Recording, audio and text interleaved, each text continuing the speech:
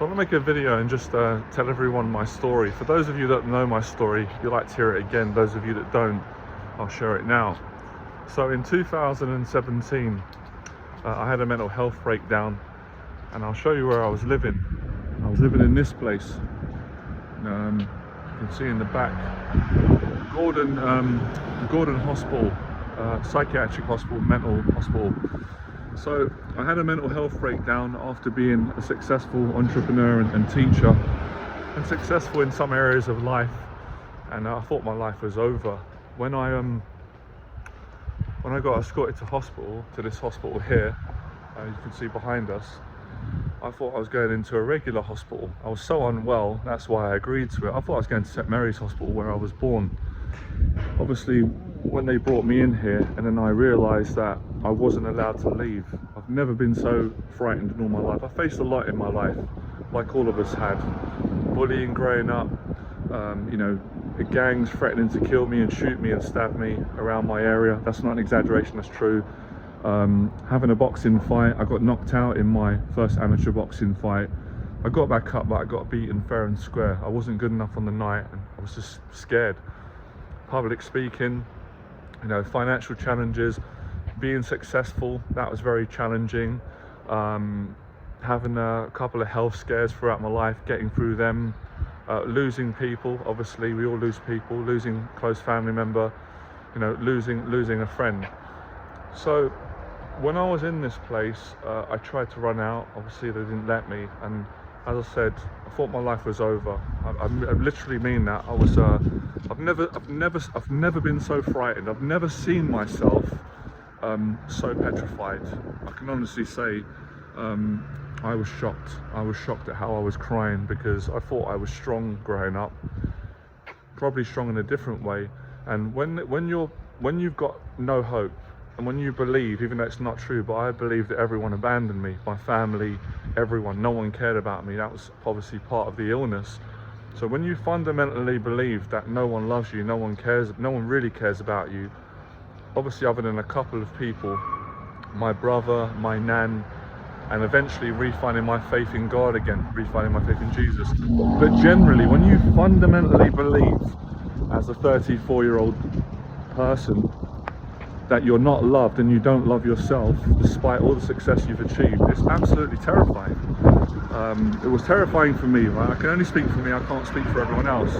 But after accepting that I'm here, there's nothing I can do about it. They're not letting me out. They're saying I'm not well, and I thought I was well as part of not being well. So being so frightened and just being in a cell and going, I can't believe this. My childhood nightmare has come true that I thought would never come true, and that is that I'm locked up and I'm lonely and I'm on my own, and I'm not loved. No one loves me, and I don't love myself. I don't even know how to love myself. So at that point, I don't know what made me do it. I didn't particularly think about doing it, want to do it. Every instinct said to me, I need to get the Bible quick. I need a copy of the Bible. And I was fearing that they're not going to have one. So I went to the front reception where I was staying, and I asked them for a copy, and when they gave it to me, I was like, oh, thank God for this, man, thank God.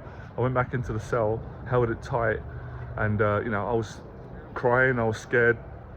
I started reading it, and it immediately, it didn't take it away straight away, it calmed me down. It made me think a bit clearer, and that's when I thought I need to accept the help. And I started to say to the people, maybe I am not well, because I've been resisting. They're saying, well, your mum's been telling us, your family are saying, we can see you're not well, you're not admitting it. First sign of getting well is admitting you've got a problem in the first place. And I was struggling because I didn't trust anyone. I didn't trust them, I didn't trust my family, I didn't really trust anyone other than, as I said, my nan, who's not here anymore, but she's in spirit, and my brother I trusted 100%. My brother helped me a lot, but there was a lot of people that I didn't trust, and I didn't trust myself either. That's scary.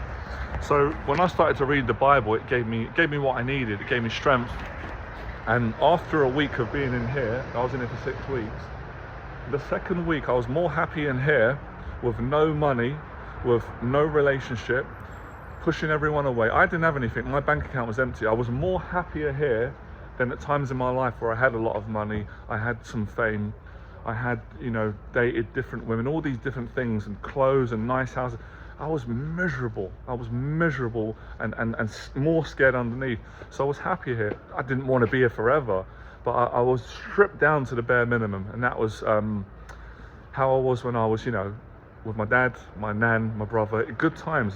Just happy to be alive and get some food down me, and just to feel peace and calm, and then to finally feel loved again. I felt loved again because I started being kind to people in here. I made friends, and then I got some help from kind people. A friend sent me some money, and which helped me, £250. Him and his family. A childhood friend came out. I got treated so well here. The people treated me really well, and eventually, I got what I needed. I said to God, please take my fear away. I'm going to be locked up here forever. But they did let me out, and I got well. And when I came out, I couldn't work straight away. I was on benefits and so forth, but I've come back. I'm off medication. I'm mentally more well than I've ever been. I'm paying my taxes. I'm running a business. I've changed my teaching. I've lost over 40 pounds. I live an amazing life. I live a dream. Now that doesn't mean that it's not still challenging. And of course, every single day I have to practice gratitude, because when you have a mental health breakdown or any life crisis, whether it's a health scare or you lose people, when you overcome that, you're so grateful. I pretty much probably cry at least once a day, but you don't stop being human. I'm still human. I still get days where, I'm not grateful, and then I realize. So coming back here reminds me and enables me to realize, why did I come back? Well, my purpose is to help men and women that have got anxiety, and to help them to build confidence so they can live their dreams. And that's going to be different to maybe what I'm doing, but everyone's got goals and dreams, and that might just be to get through the next day and go gym. So the daily discipline routine that I'm teaching now to men and women and people all around the world, and that I live every day, it was born out of this experience. If I didn't go through a breakdown, I wouldn't be teaching this. It wouldn't, finding my faith again wouldn't have helped me. Now, of course, I don't want people to think that I'm some perfect person. I'm not a perfect person, I never will be, but I'm a better person, and I work on being better every day. If someone would have said to me in 2017, this is where you're going to be in your life at age 40, I would have said, no, that's not possible. I will take that in a heartbeat. So I'm living my dream right now, and my dream was just to get well again. Anything's a bonus.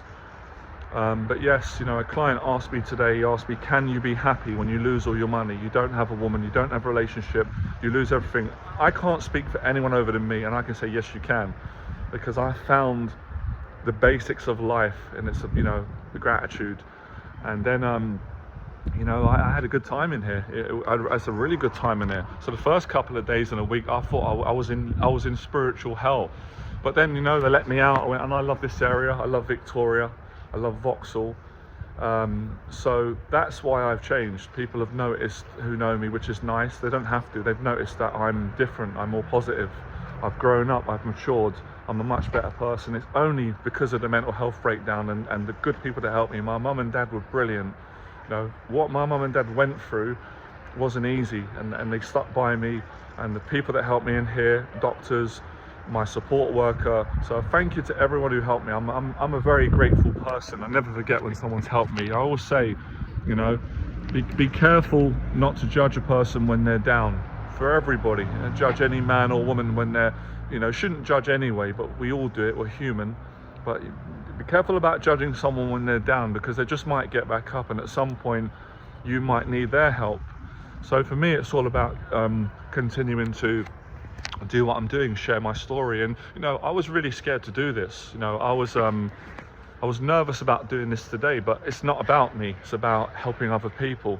And when I do this, I'm not nervous. This is my potential. This is what I was born to do from a kid. I was born to speak, teach, and help people who have got anxiety to change their life and move forward, and to work on it, get the help they need, all those different things, live their dreams. So for me, living the dream is, having good mental health and being able to move forward in your life. Go gym and go and pursue your bigger dreams. There's nothing that you can't do if you put your mind and your heart to it. But I will say this, I've not met anyone in my life, anyone that did it all on their own. I couldn't have done it on my own. I couldn't have done it without the help. Even before I was in here and I was successful in my old life, you can't do it without mentors, teachers. You can't be ignorant, because if you try, it ain't going to work out. And there's no shame in that. That's a good thing.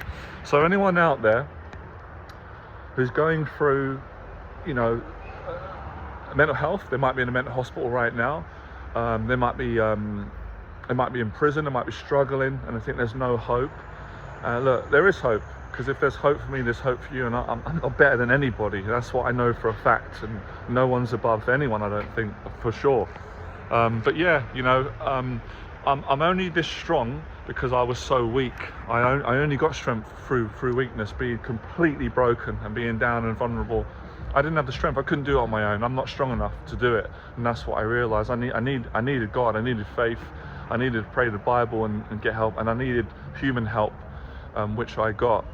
So I'm here through the goodness of people. I will say this too, because I want to give a full, honest account, get it all out. I have got a strong side too, so I found that in myself, which I attribute a lot of that to my dad, the way he brought me up, the strength he gave me, and my own determination to want to get better, to want to come back to help people, because I could have gave up. That was an option. I could have stayed on benefits. I mean, if I did, that's fine.